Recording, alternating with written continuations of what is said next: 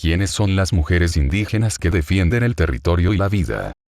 El cuerpo de las mujeres indígenas en nuestra América ha sido históricamente territorio de conquista. Los colonizadores llegaron a apropiarse de todo. Y en ese trance, trataron a los cuerpos femeninos como nada más que una extensión del territorio que llegaron a invadir. Como algo que podían ostentar como suyo. Que era parte de los tributos que se les debían rendir. Y que podían tratar de las peores formas que el patriarcado en Europa les había enseñado que se podía tratar a una mujer. La historia de esta cobarde conquista es larga. Y sin embargo, poco se sabe de las mujeres. Lo que sí sabemos es que antes también existieron formas de dominación que afectaron a las mujeres precolombinas. Formas de patriarcado ancestral originario, como le llaman algunas feministas comunitarias. Que fueron cómplices de la específica opresión del sexo femenino que trajo consigo el colonialismo. Y que dieron como resultado algo que hoy sigue vigente, el entronque patriarcal. No es aquí lugar para indagar al respecto, pero es importante tomarlo en cuenta cuando hablamos de las mujeres indígenas que hoy defienden el territorio. Particularmente en México, que es escenario tanto de un despojo territorial a mansalva, como de un patriarcado de alta intensidad que se ha ensañado con niñas y mujeres pobres, trabajadoras e indígenas. Por todo lo anterior consideramos que las mujeres indígenas son portadoras de un saber profundo de lo que implica defender el territorio. Una conciencia brillantísima, que proviene de experimentar la conquista en sus propios cuerpos. Y de haber experimentado previamente, por lo menos en muchas comunidades ancestrales, la opresión por parte de los hombres indígenas. Es así que, al luchar por el territorio, las mujeres indígenas no solo defienden sus derechos y a la naturaleza, sino también a ese otro territorio que es su cuerpo. De esta forma, las mujeres indígenas nos enseñan que la palabra territorio entraña más que selvas, mares, campos y montañas. Territorio son también los cuerpos. Por eso ellas defienden, en toda la extensión de la palabra, la vida. Por todo lo anterior es que estamos muy contentos de poder compartir el artículo de Gerardo Pérez Muñoz, ambientalista poblano que nos mandó la colaboración que presentamos a continuación. Esta recoge los testimonios de diversas mujeres indígenas que defienden el territorio y la vida en México, y nos parece muy importante difundirla íntegramente. Testimonios de mujeres indígenas defensoras de su territorio y la vida. Mucha gente pequeña, en lugares pequeños, haciendo cosas pequeñas, puede cambiar el mundo. Eduardo Galeano. Basta ya de mendigar justicia. Señora Yesenia Martínez, madre de joven víctima de feminicidio. El pasado 5 de septiembre se conmemoró el Día de las Mujeres Indígenas. A través del presente artículo, queremos hacerles un pequeño reconocimiento a mujeres poblanas, en su mayoría indígenas, que han dedicado sus días, noches, desvelos y esfuerzos y su vida a la defensa de su cultura, de su territorio, a la defensa de los derechos humanos de las y los más pobres de este estado y país. A todas ellas, mi reconocimiento y agradecimiento por su apoyo. Griselda Tirado Evangelio, dirigente totonaca. Griselda Tirado Evangelio era una mujer espigada que a lo lejos se distinguía. Griselda nació en 1967 en Huautla, Puebla. Fue cobardemente asesinada a las puertas de su domicilio una madrugada del 6 de agosto de 2003, hace 17 años. Crimen que nunca ha sido clara y debidamente aclarado y que deja más dudas que certezas. El gobierno de Melquiades Morales llegó a mencionar que el crimen de Griselda fue un crimen pasional, e incluso detuvieron y presentaron a un hombre y a una mujer como autores material e intelectuales del mismo. Griselda fue defensora de los derechos de los pueblos indígenas, en particular del pueblo totonaco. Participó en la organización y conformación de la Organización Independiente Totonaca, organización de la que fue asesora hasta su muerte y al momento de su asesinato. Era una fuerte carta para ocupar la presidencia municipal de su natal Huautla, Puebla.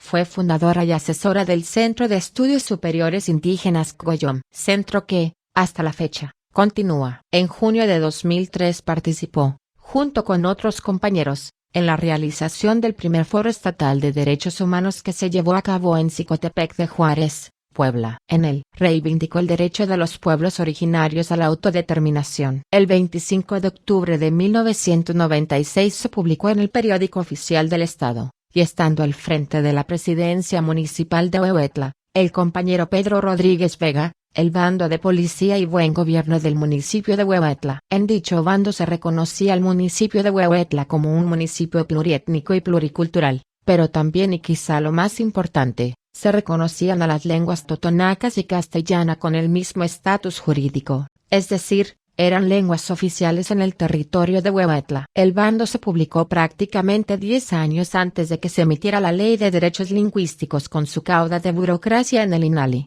Ha sido y es hasta ahora, si no me equivoco, el único municipio con dicho bando, a pesar de que actualmente el gobierno del estado y múltiples municipios con población indígena son gobernados por las fuerzas de la izquierda y progresistas. En la elaboración y redacción del bando, por supuesto que Griselda estuvo involucrada. Siempre se le veía con disposición de colaborar y trabajar, y algo que me llamó la atención de ella, a pesar de estos logros, es que jamás la vi hacer aspaviento alguno de sus conocimientos o triunfos. Participó como consejera electoral, en donde dio una gran batalla por hacer efectivo el derecho al voto de las comunidades indígenas y campesinas. En 2002 fue presidenta de la Comisión Distrital y del IFE con cabecera en Zacatlán. Como consejera electoral luchó y pugnó por la plena ciudadanización de los procesos electorales y por documentar y denunciar los fraudes electorales, así como el uso inhumano e inescrupuloso de los programas sociales. A diferencia de lo que regularmente se piensa, las defensoras de los derechos humanos, de los derechos de los pueblos originarios o el territorio, son personas preparadas académicamente, o bien, se preparan fuera de las aulas. En el caso de Griselda, ella estudió Derecho y su maestría en Ciencias Políticas en la UAP. Concepción Hernández Méndez, la abogada del pueblo. Conchita, como coloquial y cariñosamente la conocemos, actualmente vive en Tehuacán. Lleva a cuestas con mucha dignidad y orgullo sus 72 años y su gran experiencia de la vida. Conchita procreó a 2 hijos, una hija y un hijo que, dice, son mi orgullo, aunque también a veces me dolor de cabeza. Inti y Martín, ambos también, comprometidos con la defensa del territorio, los derechos laborales y humanos y de la cultura. Inti es autora de la puesta en escena de la obra, Los monólogos de la Maquila, y Martín, cuando no está metido de defensor, es escritor, y buen escritor.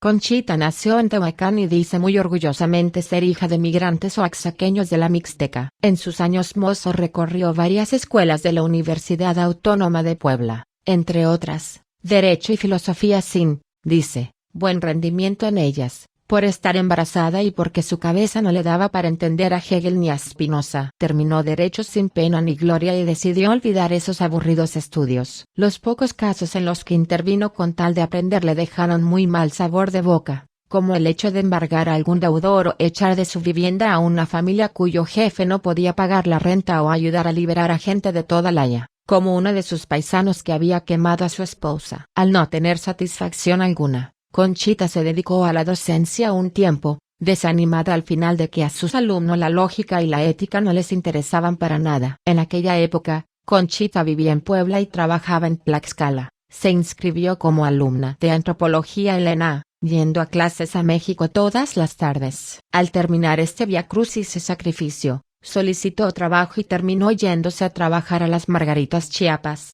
al Centro Coordinador Indigenista. Menciona que lo rico de ese tiempo fue que conoció la vida real de las comunidades, el sufrimiento de los refugiados guatemaltecos y, sobre todo, las injusticias de que eran víctimas los tojolabales, así que ahí se reconcilió con el derecho y pensó que podía dar a conocer a la gente sus derechos y defenderla. De las Margaritas fue a dar a Oyacocotla, Veracruz, donde la condujo un compañero del Centro Coordinador Indigenista. Guaya fue para ella otra realidad, una sierra húmeda, lluviosa, todo el tiempo, fría, inhóspita. Pero ahí había que estar, pues había una banda de ladrones de ganado que también asesinaba a muchas de sus víctimas. En Guaya estaban también 2 amigos que habían estado en Chiapas y ellos, más el sacerdote de esta parroquia y los jesuitas que tenían a su cargo la radiodifusora, decidieron que documentar todos los casos de violencia delincuencial que habían hecho que se desplazaran de sus comunidades unas docenas de personas, otomíes la mayoría. Así que ahí emprendió un caminar por infinitos y enormes cerros lluviosos para ir al encuentro de los otomíes y también mestizos campesinos que tantas desgracias sufrían, como un señor, relata Conchita, de apellido Guzmán, al que una noche le robaron todas sus cabezas de ganado, 24 en total. Las comunidades de este sur de la Huasteca de Veracruz tenían pocos habitantes, No tenían más caminos que las brechas que recorrían a pie o a caballo. Para ir a Oaya, que es la cabecera distrital, debían caminar unas 12 horas. Así que muchas personas se aguantaban los atropellos. Con todas las dificultades y el apoyo del director de centro coordinador, que fue uno de sus compañeros que estuvo antes en Chiapas, de nombre Francisco Pancardo Escudero, pudieron contar con un camión de redilas para viajar a la capital del estado, Jalapa, para ir a denunciar a los maleantes que a veces en un día mataban a 2 personas o más. Luego de 3 años, ya convencido el gobierno de estado de la necesidad de actuar, fue capturado y sometido a proceso el jefe de la banda, condenado a no tantos años de prisión, pero él, sus familiares y sus cómplices, tuvieron que dejar en paz a las comunidades. Las tierras de estas personas, que eran ejidales, estaban acaparadas por unos cuantos que habían convertido a los otomíes en simples peones de ellos. Ahí empezamos otra lucha por la recuperación de tierras en un país cuya burocracia agraria había dejado sin ejecutar cientos de mandamientos gubernamentales de dotación o restitución,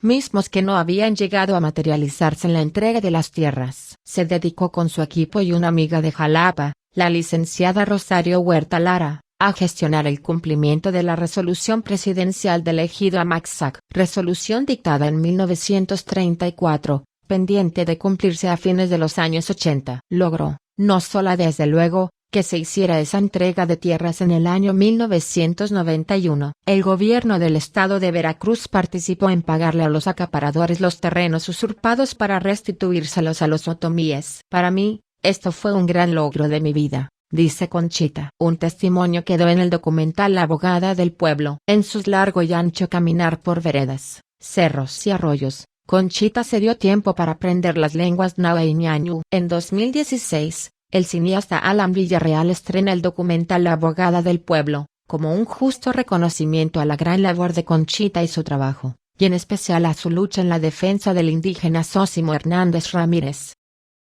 Doña Nedina Rosas Vélez, presa política de Moreno Valle. Ellos, los licenciados, no piensan en la gente, no les interesan los niños, no comprenden a la gente mexicana, solo ven por sus negociazos y creen que con dinero todo lo pueden conseguir. Si voy a salir de aquí será con la frente en alto. Doña Nedina, a sus casi 64 años, parece un roble. Es una mujer muy bien plantada en la tierra, mujer de pocas y directas palabras. Pocas veces se da la licencia de reír, sin embargo, tiene un rostro dulce y transmite paz y firmeza. Doña Nedina nació en la comunidad náhuatl campesina de San Felipe Sonaxayucan, municipio de Atlixco, Puebla. Estudió hasta el 3er año de primaria y desde que tiene uso de razón se ha dedicado a las labores del campo, sembrando y cosechando maíz, chile, frijol y alfalfa. Nedina Rosas es viuda desde los 40 años. Sola sacó adelante a su familia. Durante el gobierno del déspota Rafael Moreno Valle, Doña Nedina le tocó la suerte, quizá muy mala suerte,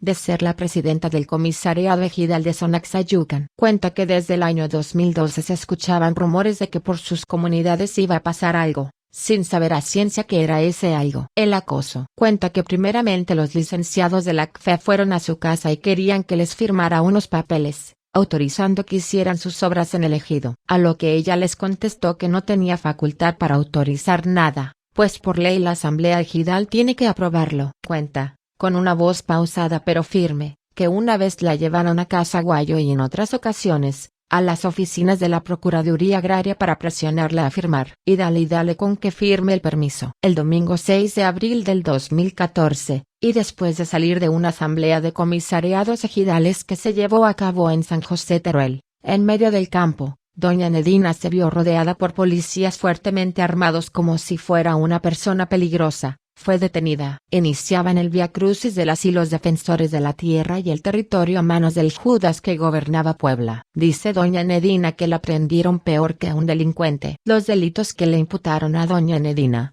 gracias a la orden girada por el juez de Atlixco Elmo Mayoral, fueron obstrucción a la construcción de obra pública y el presunto robo de 2 celulares, denunciado por uno de los empleados de la compañía constructora Bonati. Este último cargo, un verdadero absurdo y un atentado a la inteligencia. Es importante mencionar que el ejido de Sonaxayucan está ubicado dentro del perímetro de la zona de riesgo volcán, y está en las faldas del Popocatépetl. Eran los tiempos de la borrachera neoliberal, de vino y rosas y el derroche de la corrupción del gobierno de Peña Nieto y su pacto por México y sus reformas estructurales. Felices, los gobernadores de Puebla y Morelos, Rafael Moreno Valle y Graco Ramírez y por supuesto, el exdirector de la CFE, Enrique Ochoa Reza.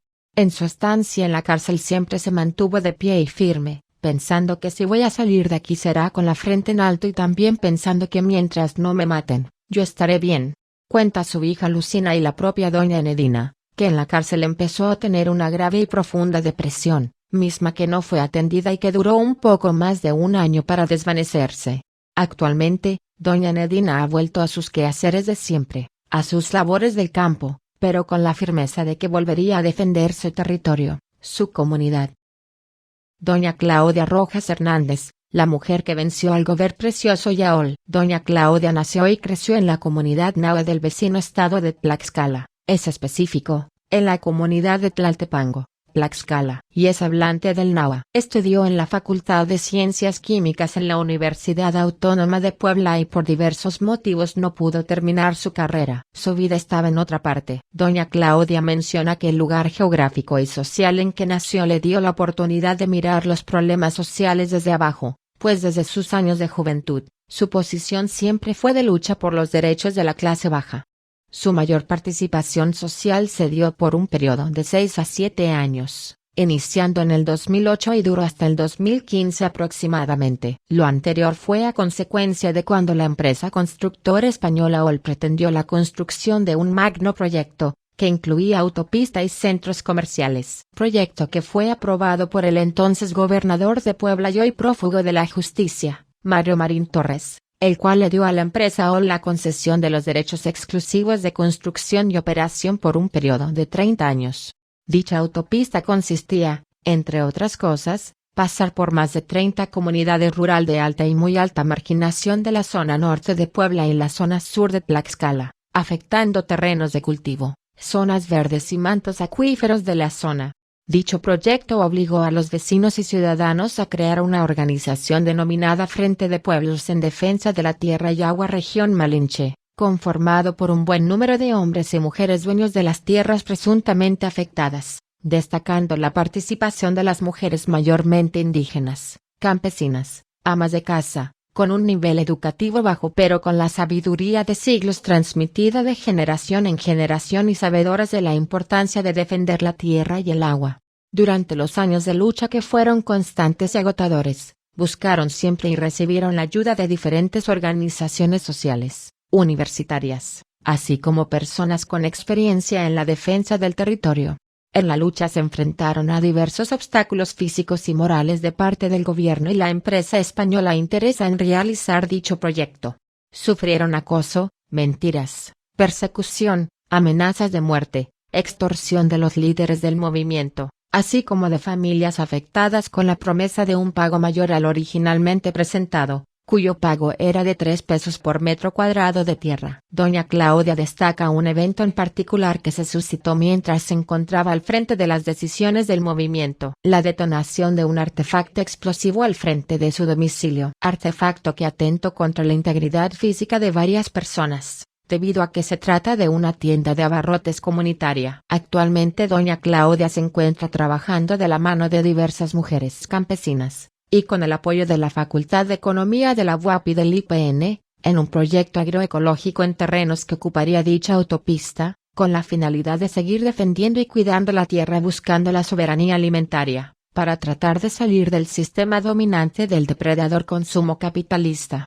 Doña Claudia y su compañero David, han sido y son miembros de la Asamblea Nacional de Afectados Ambientales y participaron en algunas audiencias durante el Tribunal Permanente de los Pueblos Capítulo México. Menciona que tiene la mejor disposición de transmitir los conocimientos adquiridos a comunidades, mujeres, hombres y todo aquel interesado en cuidar y defender la tierra y el agua, con el fin de buscar una vida digna para todos. Doña Elia Tamayo, el rostro de coraje y la dignidad. Doña Elia Tamayo es una mujer menuda, de ocupación campesina, oriunda de una comunidad de origen náhuatl, San Bernardino Chalchihuapan. Casi siempre se le ve con una expresión y rostro adusto, duro, pocas veces se da el lujo de sonreír. No es para menos pues como se recordará, Hace 6 años su hijo de 13 años de nombre José Luis Alberto Tahuatlie fue asesinado por una bala de goma durante la represión del gobierno del estado contra los habitantes de San Bernardino Chalchihuapan. Fue el tiempo del represor y megalómano Moreno Valle y la aplicación de la ley bala. Desde entonces, la vida de doña Elia ha cambiado y se ha convertido, sin saberlo o decirlo, en una defensora de derechos humanos, en especial, de los derechos de los niños. Actualmente doña Elia espera que se reabra el caso y se castigue a los culpables de la muerte de José Luis, Víctor Carrancabe, ex fiscal del Estado, y Facundo Rosas, ex secretario de Seguridad Pública. Pero doña Elia también está esperando que se disculpen con ella aquellos periodistas que la ofendieron y se prestaron a difundir la versión ridícula de que al niño lo había matado un cohetón. ¿Cuándo le pedirán perdón a doña Elia? Las mujeres de Coaxicala y su lucha contra el gasoducto. El 11 de noviembre de 2012, un grupo de mujeres de la comunidad Nahua de Coaxicala, Huauchinango, Pue, estaban en sus quehaceres dominicales, cuando escucharon y se dieron cuenta que trabajadores de la empresa Gasomex Warner Field Services le estaban dando continuidad a los trabajos sobre el trazo que cruzaría la tubería del gasoducto Tuxpan a Totonilco. Los trabajadores hicieron una zanja en el lugar menos indicado y en un lugar sagrado y ceremonial en el cual se llevaba a cabo el Cempantli, la ofrenda a la Madre Tierra.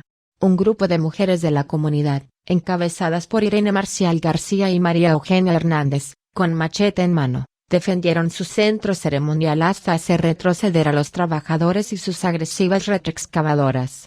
En voz de ellas, mencionaron que la empresa no nos respeta, ellos están violando la ley. Antes éramos unos mudos, teníamos miedo de hablar con los que tienen dinero o que están en las oficinas y usan corbatas, pero ahora les pedimos respeto para nuestro cerro, que no nos perjudiquen. Contraste. El pasado 5 de septiembre, Día de las Mujeres Indígenas, la directora del Instituto Municipal de la Mujer de Huauchinango, Puebla, María Eugenia Espinosa Telles, en un acto conmemorativo llevado a cabo en la Casa de la Cultura del municipio, mencionó lo siguiente: qué bueno que llegaron los españoles, porque nos permitieron el mestizaje. Lo anterior nos habla de la prevalencia en amplios sectores sociales tanto a nivel local, regional, estatal y nacional de la mentalidad colonizadora que tenemos, en especial, del llamado colonialismo interno. Pero también nos alerta sobre el fracaso de la política indigenista e integracionista, de la educación indígena y la política cultural dirigida a las comunidades indígenas y a los sectores populares, pero también del fracaso de los sectores académicos universitarios y el innegable triunfo de los modelos estéticos y sociales promovidos por los medios de comunicación, en particular, de la televisión y la radio. Es el reconocimiento de la pigmentocracia que han dominado las élites políticas, económicas, sociales, académicas y culturales. Ante hechos así, cabe preguntarse, ¿para qué sirven encuestas como la NADIS 2018 en la cual se señala que Puebla ocupa el primer lugar en términos de discriminación si no se van a tomar en cuenta los resultados y mucho menos se van a elaborar y llevar a cabo políticas públicas que contrarresten este flagelo y problema social? Autor, Gerardo Pérez Muñoz, ambientalista poblano.